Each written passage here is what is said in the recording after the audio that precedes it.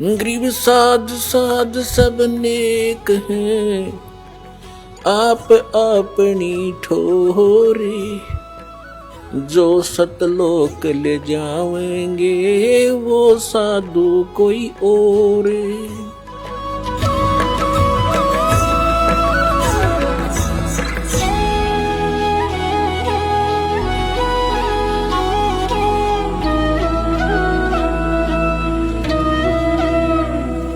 तो क्या बताते हैं परमात्मा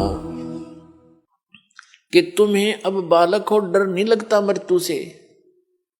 तुम ये सोच रहे हो नहीं, आदमी 100 वर्ष तो जीवित रहता ही है व्यक्ति, और जो यही आशा लेकर जी रहा था 20 वर्ष का मर गया, कोई 30 का मर गया, कोई 5 वर्ष का मर गया, उसको तो हम इत्तेफाक मानते हैं। तो वो इत्तेफाक क्या आप पर लागू नहीं हो सकता? वहां बुद्धि काम करती नहीं, क्योंकि हम अबोध बालक हैं। तो उसके लिए इस ज्ञान की आवश्यकता पड़ती है। फिर आपकी रुचि न्यारी बनेगी समाज से, और आपका रह रहकर सत्संग माने को दिल करेगा। जब आपकी रुचि संसारिक बकवादों से हटकर बीड़ी, शराब, मांस, तमाकू, नाचा गाना, बेमतलब की चोरी, हेरा फेरी, जारी और रिश्वतखोरी, इनसे हटकर आप सही लाइन पर आओगे तो अन्य व्यक्तियों को फिर अच्छे से नहीं लगोगे, न्यों कहेंगे मूर्ख हो गया। तो जब कोई विभाग में कार्य कररत व्यक्ति है और वो अपनी बुराई छोड़ देता है, रिश्वत लेना भी त्याग देता है, तो अन्य उसके साथी जो पहले जिस रंग में वो रंगा हुआ था उसी में वो तो अभी है, वो मजाक बनाते हैं, बुद्धि भ्रष्ट होगी इसकी, ये रिश्वत भी ना लेता, शराब भी छोड़ दी, बीड़ी भी ना पीता, तीसरे दिन सत्संग में जा है, मूर्ख है। तो परमात्मा कहते हैं जो भगवान के ज्ञान से अपरिचित हैं उनको तो हम मूर्ख दिखे, और हम न वह कति मूर्ख दिखे। वो किस आशा को लेकर जी रहे हैं? बिन उपदेश अचंभ है क्यों जीवत है प्राण, और भक्ति बिना कहाँ ठोर है ये नर नाही पाषाण।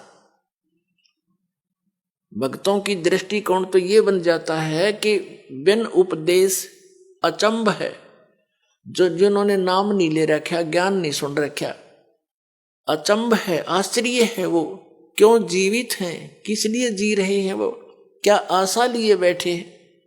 और भक्ति बिना कहाँ ठोर है ये नर नहीं, ये तो पत्थर है। अब फिर क्या बताते हैं कि संत भक्त जब इस बात से परिचित हो जाते हैं, परमात्मा के ज्ञान पर दृढ़ हो जाते हैं, वो संसार की दृष्टि में मूर्ख दिखाई देते हैं। उनके विषय में परमेश्वर क्या बताते हैं? अकल अलूणे दीखते ये सर्व अकल के मूल, सदा रटे हरि नाम को ये झूल अनहद झूल। संसार को जो ये अकल अलूणे दिखते हैं, अकल अलूणे माने बिना अकल के आदमी, और ये तो सर्व अकल के मूल, ये सभी बुद्धि के, अकल के, ज्ञान की जड़ है इनके पास, इन्हें सब कुछ जान लिया। और लोग इसने अकल अलूणे के हैं, बिना अकल के सत्संग में जाते हैं, पैसा बर्बाद करते हैं, काम छोड़ देते हैं, हर दो सारा दिन वही घर पे रहते हैं, सारा कुछ सारा जीवन उसी पर लगा देते हैं। एक झटका लगते ही 50,000 की हानि हो जाती है, कोई भैंस मर जाती है, फसल नष्ट हो जाती है, कोई बच्चा बीमार हो जाता है, वो गया सारा कमा कमाया। और हम परमात्मा की शरण में आएंगे, ये घटनाएं बचेंगी हमारी, तो हमें तो लाभ हो यार, परमात्मा मिलेगा वो अलग से लाभ हमारे को। तो कहने का भाव ये है कि वो वहां पर रहते हैं और तो भी हानि हो जाती है, और परमात्मा की शरण में जो आते हैं, सच्चे दिल से चलते हैं, उनके वारे न्यारे होया करें। जब भक्ताएं कहानी होगी फिर भक्ति कौन करेगा? जरूरत नहीं फिर भक्ति की, आगे खड़ा पाओगा परमात्मा। बहुत से ऐसे प्रमाण हैं, लेकिन हम उनको थोड़ा सा अवॉइड ही कर लेते हैं कि ऐसा तो वैसे भी हो गया होगा, ऐसा हो गया होगा। एक भक्त बता रहा था जी, मैं उधर से तो सत्संग का समय आ गया, और खेत में सिंचाई भी करनी अनिवार्य थी। तो मैंने सोचा चल देखी जागी, बच्चों को कहा अभी देख लियो, टाइम मिले तो तुम अपना काम संभाल लेना। मैं यहां आ गया, सत्संग में आ गया, और जिस दिन मैं सत्संग में आया उसी दिन नहर से पानी लगाना था, वह नहर बंद होगी किसी कारण से, कितब ब्रीच होगी उसमें, जिस कारण से वह बंद होगी, कुछ भी कारण बना। तो चिंता तो सता रही थी कि पानी वार गया, उसका जमीन फसल खराब होगी। कोई बात नहीं, परमात्मा और देगा कि तय कहे, क्योंकि ज्ञान यहाँ आने से बहुत सांत्वना मिलती है इस आत्मा को जो सदा भटकती रहती है। सत्संग सुनकर 2-3 दिन वो गया, फिर वापस पता चला कि उस दिन नहर नहीं आई, पानी ही नहीं था। और 4 दिन के बाद फिर आ गई, और उसी के वार में आ गई, वो फिर पड़ गया 4 दिन के बाद। तो ये चाहे इत्तेफाक हो, पर उसका दृढ़ पक्का विश्वास हो गया कि सचमुच भगवान जो चाहे सो कर दे। तो इस तरह की घटना हमारा गेल घटा करेंगी, क्योंकि भगवान ऐसा ही काम करता है। अपने जन के लिए कहते 100 सिद्धर मैं करूं अपने जन के काज, एक मेरे ऊपर विश्वास तो करके देखो। एक प्रमाण है कि एक संत परमात्मा कबीर जी का भक्त था, और परिवार बड़ा हो गया, उसमें सेटिंग हुई नहीं उस समय, क्योंकि और लोग मानते नहीं थे, वो केरला हिमालय का बच्चा था, घर में भक्ति बन नहीं पा रही थी। उसने जाके एक एकांत स्थान पर वहां जल का देखकर व्यवस्था सी, और वहां अपना झोपड़ी डाल ली, वहां से फल फूल लावे तोड़ के खावे, और अपना भक्ति करे, दिन रात साधना कर रहा था।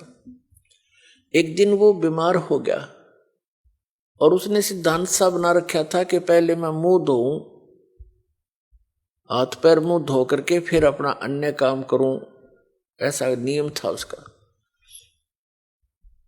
जब तक वो हाथ पैर मुंह कुरला वगैरह ना कर लेता था, तब तक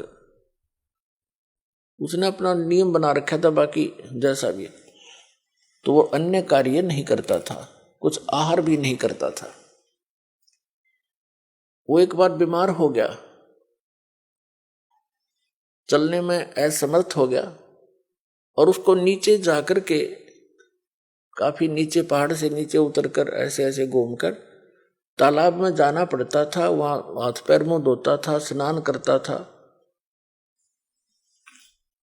प्रतिदिन का उसका कार्य था। उस दिन वो ऐसा नहीं कर पाया, तो उसने बहुत चिंता बनी, और कसक के साथ मालिक को याद किया, है परमात्मा, आज तक आपने इस दास को कभी भी ऐसे नहीं रहने दिया, आज मैं विवश हो गया, और मैं हाथ पैर मुंह नहीं धो सकता, मैं कुछ खाऊं भी नहीं गा। ये सोचकर उसने दृढ़ निश्चय करके अपना लेट गया। 1 दिन बीता, 2 दिन बीता, 3 दिन, तीसरे दिन देखा परमात्मा ने कि शायद ये अट्ठी आदमी पर भगत सच्चा है, बाकी इस तरह की आंट लानी नहीं सी ये भगत ने। फिर भी क्या किया मालिक ने, इतनी वर्षा कर दी,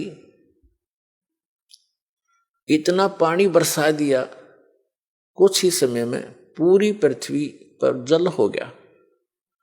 अब वहां जल तभी पहुंच सकता था जब पूरी पृथ्वी पर 200-300 फुट पानी खड़ा हो जाए।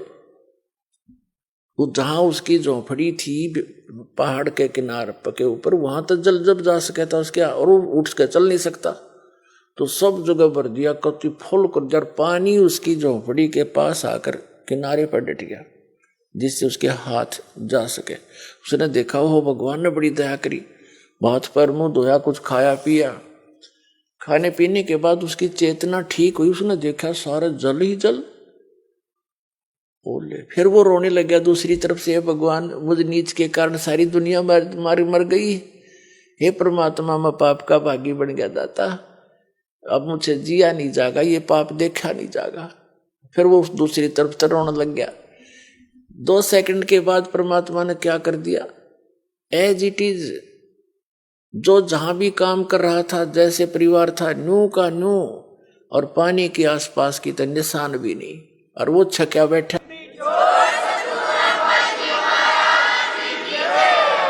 किसी को आभास भी नहीं होने दिया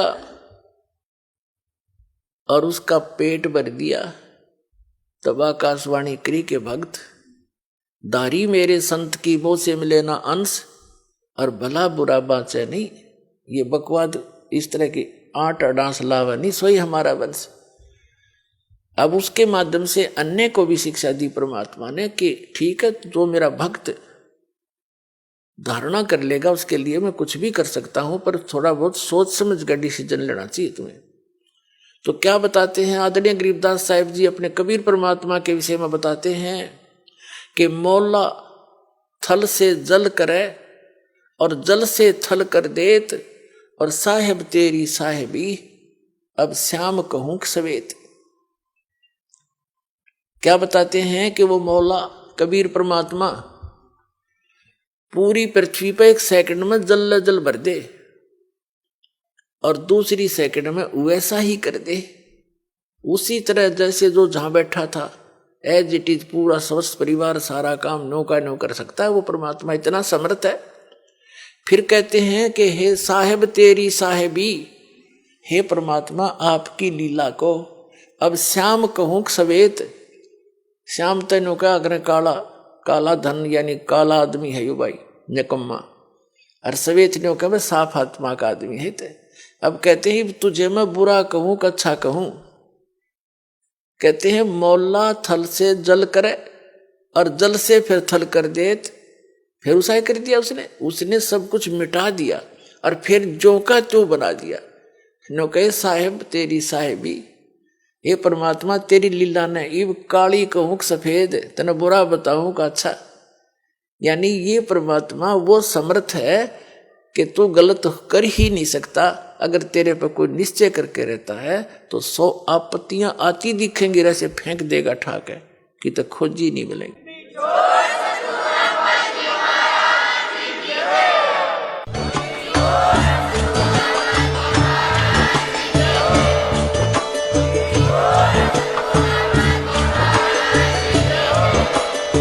सुन रहे थे जगत गुरु तत्वदर्शी संत रामपाल जी महाराज जी के मंगल प्रवचन। अधिक जानकारी के लिए विजिट कीजिए हमारी वेबसाइट www.jagatgururampalji.org। संत रामपाल जी महाराज जी के शुभ आशीर्वाद से पूरे विश्व भर में 500 से भी ज्यादा नाम दीक्षा केंद्र हैं, जिन पर संत रामपाल जी महाराज जी द्वारा ऑनलाइन निशुल्क नाम दीक्षा दी जा रही है। अपने नजदीकी नाम दीक्षा केंद्र का पता करने के लिए संपर्क करें 8222880541।